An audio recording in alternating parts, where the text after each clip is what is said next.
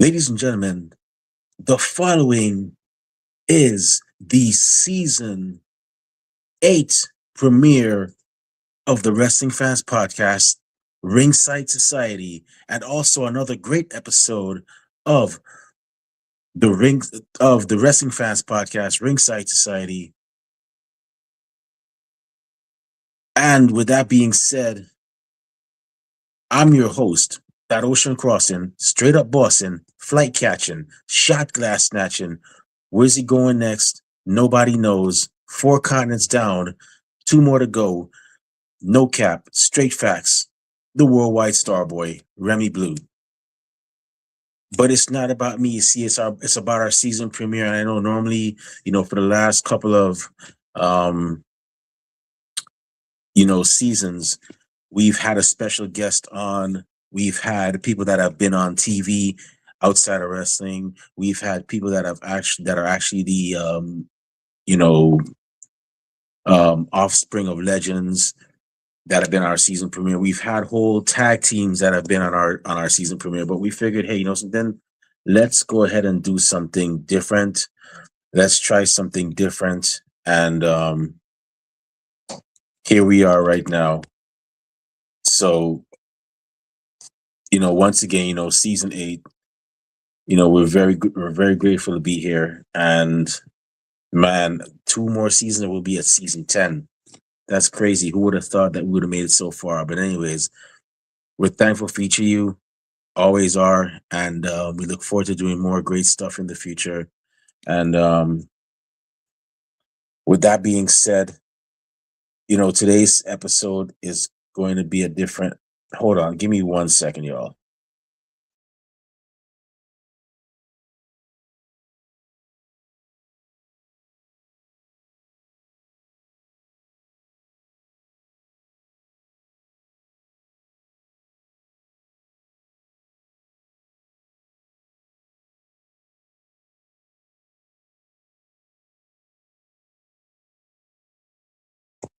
Sorry about that. I had some technical difficulties, but yes. So season 8 premiere, we decided we're going to do something different. That, as most of you may have heard, those of you that have actually followed, we've actually been talking. Well, I've been talking about this thing called the Wheel of Professional Wrestling, and I've always basically the Wheel of Professional Wrestling is pretty much an explanation as to you know not only how pro wrestling isn't just moved by the professional wrestlers, but also is assisted by people that are outside of being professional wrestlers. So, and also the Wheel of Professional Wrestling is pretty much I guess you could say, policy that we go by in terms of how we do things in with interviewing and so on. So I'm gonna I'm just writing down something real quick. I'm actually gonna go. What I'm basically gonna do is, oh man, I gotta hold on. Give me a second. Now I'm not the best drawer, but I'm showing you a bit of a diagram as to. I'm not the best drawer, by the way, but I'm just showing you a bit of a diagram, a drawing, in regards to what I'm talking about. So, Wheel of Professional Wrestling, it's pretty much like um what we envision that as is a wheel. Some of you might envision as a recipe. Some of you might envision as a house with a foundation. We envision as a real as a wheel. And basically, this is what it is. I don't know if you could see it, but um, as you can see, there are several. That's a wheel. Well, it's supposed to be a wheel. I guess I'm not the best. I'm not the best artist, but that's the wheel. And you can see those are the spokes there. I don't know if you can get a clear view. I don't have the best writing either, but as you can see, that's the wheel, and these are the spokes with the names with the words on with the the positions that many people hold in professional wrestling. And of course, the hub is our professional wrestlers because they're actually the focal point. So I'm going to go through each part. I'm going to go through each part. I'm going to go through each spoke bit by bit. I'm not going to go through this part because we all know pro wrestlers are the focal point. It's professional wrestling. All eyes are on the professional wrestlers. But I'm going to actually explain the importance of all of these parts here. All right. And that should give you an idea as to why. And for those of you that and those of you that are watching too, that are any of these positions, this should give you a reason. This should give you some encouragement to keep on doing because you are very important to professional wrestling. So without being without further ado, I'm gonna go ahead and start with the with the first one, which is pro wrestlers. Of course, pro wrestlers, they're the focal point. They're who you see in the squared circle in the middle of the ring. They're the ones that are the main stars that are putting on the show for you. All right.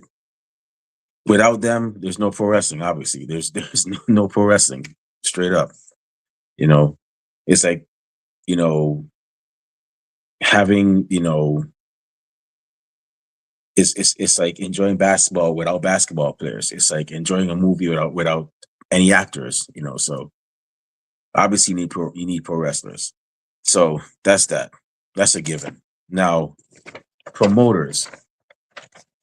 The first one up here. So promoters, that's another given. If promoters are the ones that actually, facilitate the show. They're the ones that bring the wrestlers in. They're the ones that own the companies. They're the ones that own the rings or rent the rings. They're the ones that rent the venues. Without them, there's no show. I mean, you're just gonna have a couple of people wrestling on the street, wrestling in some backyard. And I'm not knocking backyard wrestlers. I mean, if that's your thing, that's your thing. But without promoters, you don't have a venue. You don't have somebody to book a venue to bring in your favorite stars to your city. There's none of that. There's no pretty much no wrestling event happening without them. So promoters are very important as well. They definitely help the wheel of professional wrestling run. Now, next up, we have our managers. Now, managers, the reason why they're important to professional wrestling is because not every pro wrestler is great on the mic. If you look at it, for all my old school heads, for those of you that were watching since the golden era, you know what I'm talking about. Captain Lou Albano, Classy Freddie Blassie, Jimmy Hart, Bobby the Brain Heenan. When they were managing those guys like, Iron Sheik, when Classy Freddie Blassie was managing Iron Sheik, when Bobby the Brain Heenan was managing the Barbarian and Haku, you know, and Andre the Giant, and or when Jimmy Hart was actually, managing, teams like the Nasty Boys or um, the Natural Disasters, or even when he managed the Faces of Fear, which were once again Barbarian and Haku, who was then known as Meng, and even most recently you have Paul Heyman, those charges that they were managing, those men that they were managing, and women that they were managing, may not have been great. They weren't great on the mic. Most of them couldn't cut and couldn't cut a riveting promo. So I'm not trying to insult anybody, but they probably couldn't cut a riveting promo. So the manager was the mouthpiece. The manager was the one that actually got you into, looking forward to seeing their client, in the ring. They were the ones that hyped up the match, hyped up the hyped up, things for, the person that they're managing and so on, and they were also entertaining. I mean, when you saw them like, trip up their client's opponent or their charges opponent, or they You know, they would put their foot on the rope, or sometimes they'd hop on the apron to distract the referee.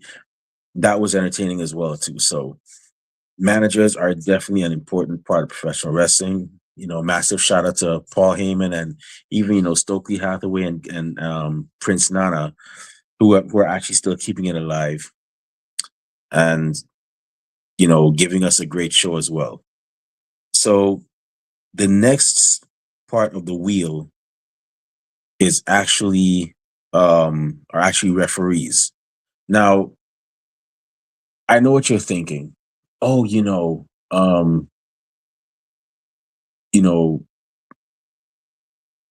they don't really matter much, but they do, because the referees are the ones that decide when the match ends.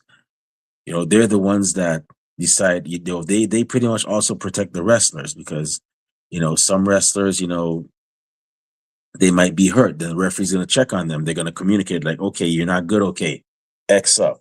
Match is over. All right. Um, if it weren't for the referees, we would just be seeing an endless bout of two people throwing haymakers at each other, and probably somebody ended up getting hurt or knocked out. So referees are definitely important. Massive shout out to Earl Hebner, who we actually had his daughter Katie Hebner on our show. So shout out to her as well too. Massive shout outs, to referees like referee Earl Hebner and Aubrey Edwards, and um, you know, I think she goes by Daphne Lachey. There's also Jessica Carr and uh Bryce Remsburg, doing a great job of refereeing as well.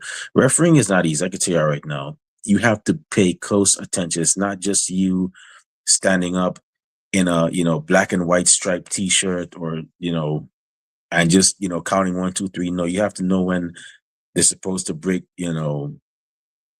when they're supposed to like break the holds, and rope breaks and so on, and they want to do 10 counts. So it's a very important job. It keeps you on your toes. All right, so the next part we have is another one that is, you may think it's easy, but it's not. Ring announcers. Ring announcers have the unenviable job of actually going out into that ring and you know letting hey, the following match, what type of match we have coming up.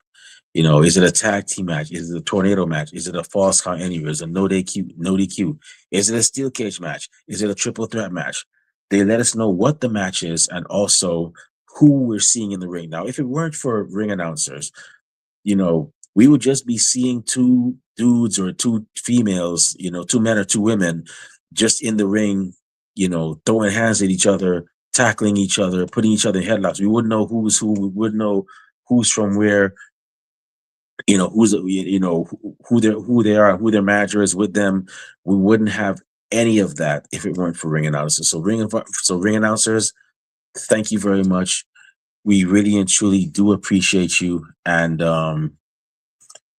yeah, shout out to even though she's not ringing us right now, shout out to Samantha Irvin, and of course the ever so talented Alicia Taylor. I'm gonna tell you right now, yeah, Alicia Taylor, she is a very talented woman. Not only does she ring announce, she's a musician.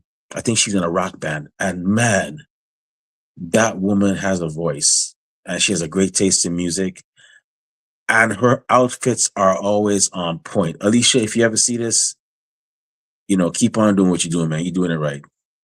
And also, I think shout out to Justin Roberts. I think Justin Roberts actually does ring announcing for AEW, and he has a unique way of introducing people. So y'all keep on doing what you're doing. Let me tell y'all something. Ring announcing, you got to know what you're saying. And some wrestlers might want you to actually pronounce their names a certain way. They might want you to actually say they're from a certain place, and you got to remember all that. So it's not an easy job. So ring announcers, thank you. So the next one is another one, kind of like ring announcing, but it's actually more it's actually continuous, and it doesn't end until the match is over. And I'm talking about commentators. whether it's play by play, whether it's color commentating, you know, you have to keep the excitement and the entertainment going because otherwise, granted, if you're at a live event, you're not going to really hear the commentators because it's a live event. The commentators are for the people who are viewing from the comfort of their homes, the nearby bar, or wherever they're at that are viewing it on TV. They keep the entertainment alive for the fans watching, that aren't at the actual event. Now, if it weren't for commentators, play by play or color, we would, like I said, once again, we would just be seeing two people throwing hands at each other, throwing kicks at multiple super kicks, body slams, whatever, maybe a chair or two, over somebody's back. Picture this. You have a two wrestlers making their way down to the ring. Ring announcer announces who they are. You have a referee in there. But after that, that's it. There's no history there's no backstory about either one. There's no story of, there's no storytelling. There's no history of how, they were best friends, now bitter enemies. There were no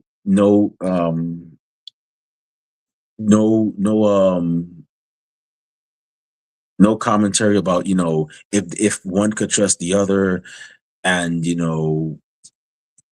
it just wouldn't be the same without them. So commentators, y'all are definitely important. And shout out to Jim Ross and Excalibur, and also another guy, Ian Riccaboni, who's over in Ring of Honor. Great guy. And Kevin Kelly. Definitely, legends in their own right. So thank you guys for that, for doing what you do. All right, so the next one we have, the next spoke in the wheel, is our backstage interviewers. Now, these are very important because they give us either some pre-match insight or post-match insight on what's going on with the competitors' minds, what's their manager's take on how a match is going to go or how a match went, and so on. Very entertaining. I remembered Michael Cole, legendary guy. If you don't know Michael Cole, something's wrong. You're definitely not a wrestling fan. But I remember one time Michael Cole was talking to The Rock, and The Rock said one of the most, old school Rock was savage. The Rock said, "Michael Cole, know your role and shut your mouth. Nice shirt, 25 cents." And I was like, oh geez, he's probably more savage than Randy. But yeah, that was a hilarious. And another time was when I think Kevin Kelly, when he was working for WWE, told the Rock, Chris Benoit had him screaming, and he was like screaming, and then The Rock was like, bend over backwards and show the Rock how you been screaming. And he actually bent over, and The Rock was like, "Sweet cream on ice cream sandwich, what are you doing?"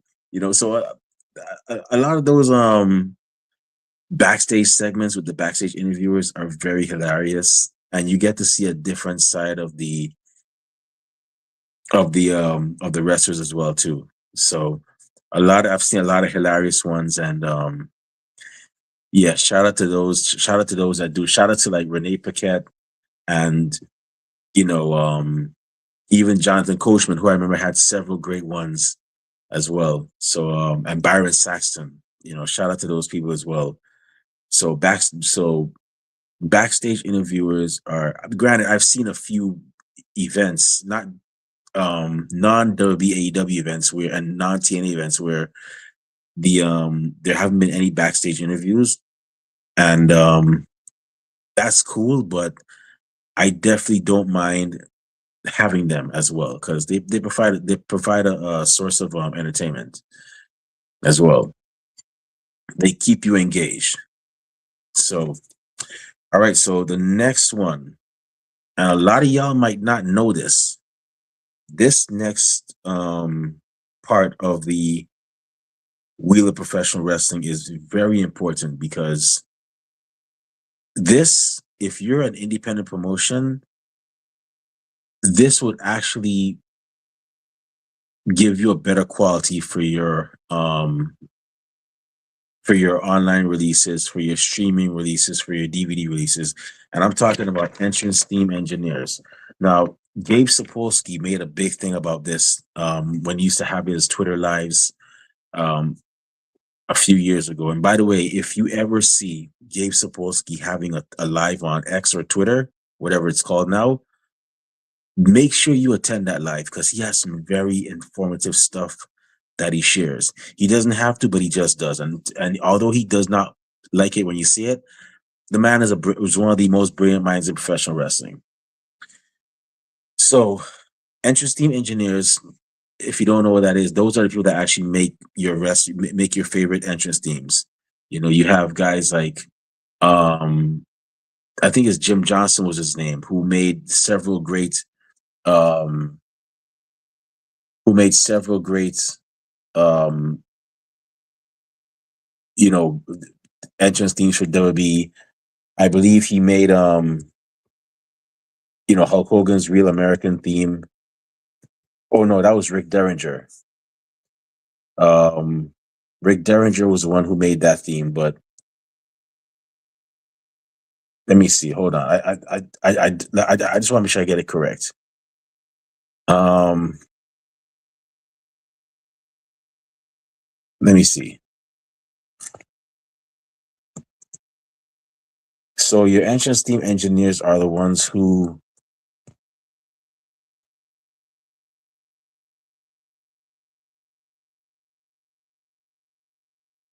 I could be wrong. Hold on, give me a second.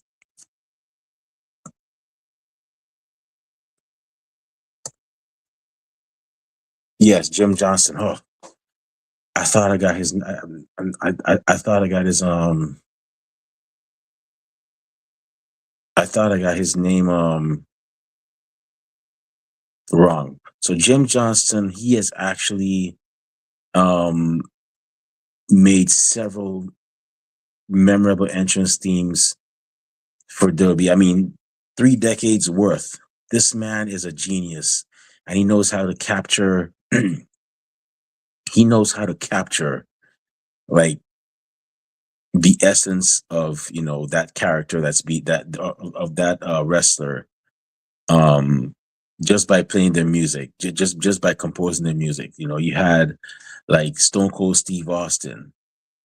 you know that was one he made the Ultimate Warriors theme song. So you know and there are several people right now, even like you have like, okay, you have more, well, not more recently, but you have the CFLO Dollar. They were another great one. Um, and you've had, there are even some independent entrance team engineers that we've actually had on our show as well.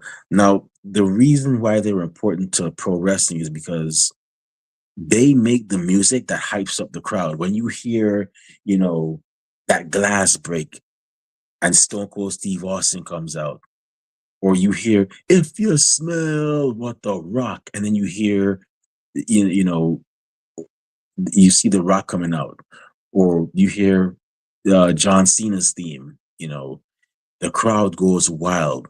The crowd gets pumped up. They're excited to see them, appear. So picture you're at a wrestling event now, and there are no entrance team engineers at all in the business. You would just have some big muscular guy or some pretty girl walking out to the ring, and that's it. They would just be walking out to total silence. Maybe the crowd cheering, but they would just the crowd wouldn't be hyped up. So entrance team engineers are important because they hype up the crowd and they also bring out the essence of the character in the wrestler as well too. So um they're very important. Shout out to Squirty LaFlow, who we actually had on our show a few years ago, and also Those of you that actually do make the entrance themes. And, Gabe Sapolsky actually made a point about this.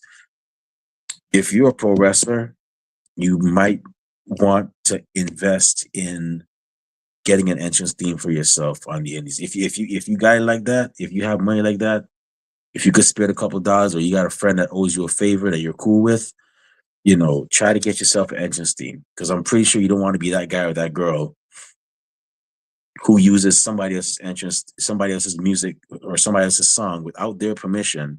And the next thing when the time comes for the DVD releases, or, the event to be, streamed via replay online, you don't want to be that person that's coming out to silence, or, your part of the stream is muted because of copyright infringement. The company doesn't want to get sued by the artist. So it's always good to, try to get your own entrance theme. That way, you can say, yes, that's mine. Nobody could take it away. When, people see you online at that show, they look forward to hearing your song. So yeah, entrance theme engineers definitely an important part of professional wrestling. And the next one we have, this is a very important one. This is a very important. Without these people, we would not, like, wrestling would be very dull without these people. And I'm talking about the gear makers and gear designers. These people right here. So the gear makers and the gear designers, they are the ones that are responsible for making your wrestler look good. I'm not talking like ring wise. I mean, athletic wise. I'm talking like outfit wise. They're the ones that make sure that they look presentable, that they stand out from everybody else. If it weren't for them, you just have a bunch of men and women in like gym clothes, or maybe even street clothes or so on. You wouldn't have them in all the flashy gear and whatnot. So gear designers and gear makers are very important. I've seen many memorable types of gear in the past, and I know it's not easy. Shout out to Sandra Gray. Shout out to our own our alumni guest, Hot Dog Starks, who actually makes gear. Shout out to Yolanda Jernigan, who actually owns gimmicks with 1M gear. She's actually done gear for Sheamus, and I believe Claudio Castagnoli. So she's doing very, great work as well. And yeah, you just picture it. Just picture them, like, gear makers and gear designers not existing in pro wrestling. You just have a bunch of men and women walking out in probably like black tights or black spandex, black boots or white boots or whatever.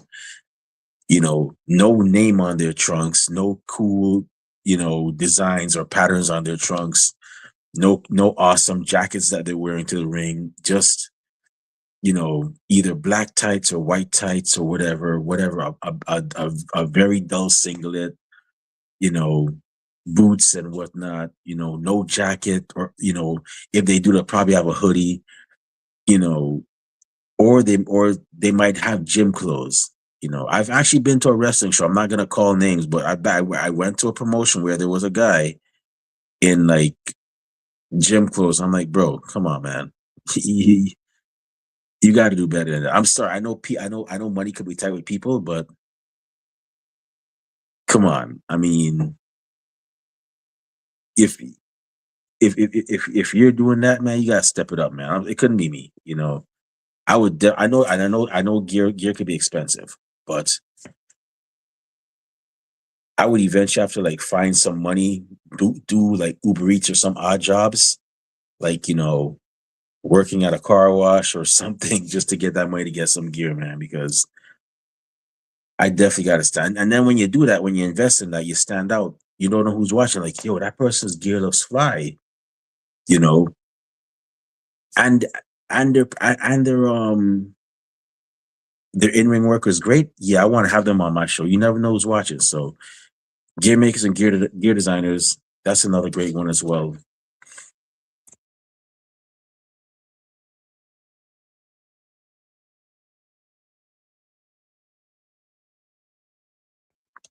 Sorry.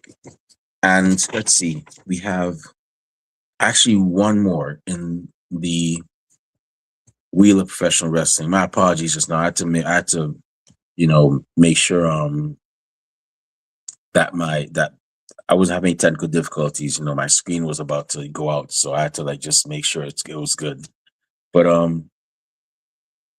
the last part of the wheel of professional wrestling is one that does not get a lot of love, but it should because it's not easy. I once tried it myself, and I said I'm just gonna stick to the regular part of it, and that's those are the camera crew and ringside photography. Now, well, the ringside photographers, as you can see here. So, ringside photographers. First off, before I get into ringside photographers, the camera crew, they're very important because they're the ones that capture the entrance or the entrances of the wrestlers, the managers talking into the camera, the wrestlers talking into the camera. You see that thing where John Cena used to, come out to the ring, and before he got to the ring, he'd be at the top of the entrance, and he like talking to the crowd, say, "Yo, it's a hot crowd tonight," or "Yo, yeah, they love me, man. Can't you just hear them?" That's all camera work, catching the angles, catching, where an opponent gets, thrown into a corner. You know, all of that is camera work, and it's not easy. So they're responsible for capturing the moments in motion, you know, and it's not easy at all. You know, they're the ones that are making sure that they capture some of the crowd's reactions. So camera crew, they're definitely important. Now, for ringside photography, that's a difficult one because you constantly have to have your eyes, on your camera. You constantly have to be watching everything and you constantly have to be ready to take that shot because that next shot might be something memorable. And you know, you never like how do I explain it? You never know what magazine might want to publish that shot. And once you publish that shot, when they publish that shot, that gives you more recognition. You know, we've had the honor of having several ringside photographers on here, like Renee Price, like Brian from BLH Photography, like Matt Watkins, you know, all great men and women that do great work. I once tried to do ringside photography one time. Granted, I wasn't near the ring. I was like by the guardrail, but close enough to get a few snaps. And I was like, my pictures came out blurry. And I'm like, nah, I mean, I do photography on the side, but not that kind of photography. I'm like, yeah, I'll just stick to what I do over on this side and leave that to the pros. But shout out to those of you that do it. It's not easy. It's a talent, and we fans really and truly appreciate it as well. So, but yeah, ringside photography is definitely, and I've seen some great shots too, several great shots. I mean, you know, one of the iconic shots is Hulk Hogan, posing in the ring with, the world title around his waist, so yeah, definitely, definitely not an easy job. So those are the parts that make up the wheel of professional wrestling, but I'm forgetting one last part. And that one last part is the fans. The people that can make or break an event. If an event is not interesting enough to fans, they're not going to go. If an event is interesting enough to fans, they're going to go, and it'll pay off because when they go there, they're going to, They're gonna want to spend money to see their favorite wrestler that's in town. You know, they're gonna want to buy their t-shirts, buy their 8x10s. So yeah, um, the fans are definitely important. That's why we here at Ringside Society we have 15 minutes of fandom dedicated to the wrestling fans because it's pretty much a thank you for supporting professional wrestling just like we do, and just a chance for them to tell their stories and have their own input on certain things that happen in pro wrestling and so on. So, I also forgot one more thing to mention. Ringside photographers, a lot of them do it. A lot of them, they're also important because a lot of them also um, take great portraits. I've seen several, like Greg Teg. That man does great, phenomenal portraits. If you've never checked out Greg Teg, check him out on Instagram. It's at GREGTEG. That man is phenomenal. I've seen his work. Mr. Watkins, I think his own is Mr. Dot Watkins. He's another great one too. Definitely check them out. If I were ever a professional wrestler and I saw portraits like that, after the match or before the match, I'm gonna go get a portrait done because then you could take that portrait, you know, and sell it. I mean, obviously you got to pay the photographers, or unless they're like, you know what, it's your likeness, have at it. But you could take that photo and sell it as an 8x10 to fans. So ringside photographers are definitely helpful in that area as well, too, for the most part. So yeah, that was the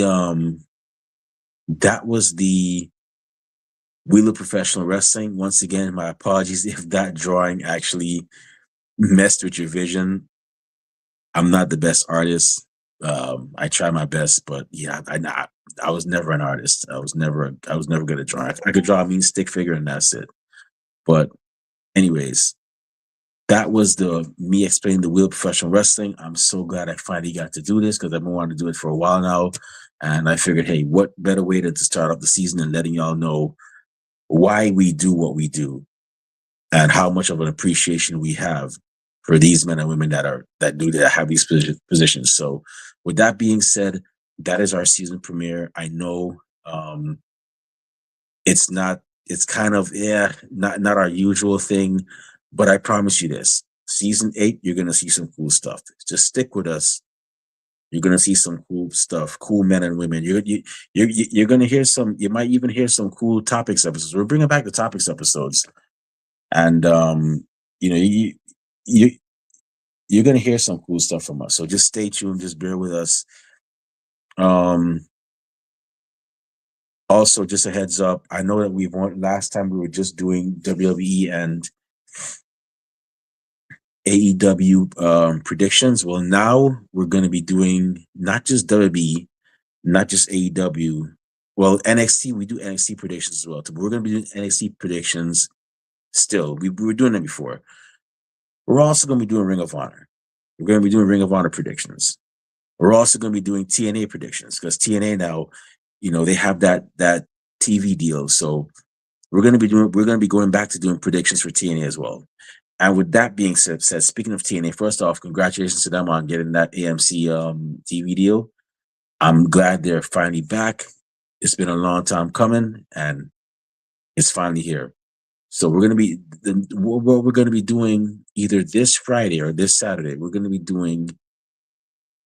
giving our predictions for TNA Genesis, which is going to be this Saturday, and I know it's going to be huge. So stay tuned for that. But with that being said, that's our season premiere. It's about time for us to shut this show down. My eyelids are getting heavy. My stomach is rumbling. That means it's time for a late night snack and a nap. Maybe not night order, but before I partake in those activities, if you want to find me on I was missing one. I was missing one more thing. I'm always missing something. Okay, so this season, I know those of you that are watching are wondering what happened. What's up with Kathy and Rob? Last season premiere, Kathy wasn't here. It was just you and Rob. Now this season premiere, it's just you and Rob. Well, They both have personal matters that they have to attend to, and to be honest, now they're both employed at Ringside Society, but Kathy, she's gonna be away for a bit more due to some personal matters that she has to handle that are going to require her to be away from Ringside Society. So this season you're gonna see her very sparingly, and I mean very in all caps, like once in a blue moon, once in an orange sun type thing. So you're gonna see her, but very rarely. But she's still with us.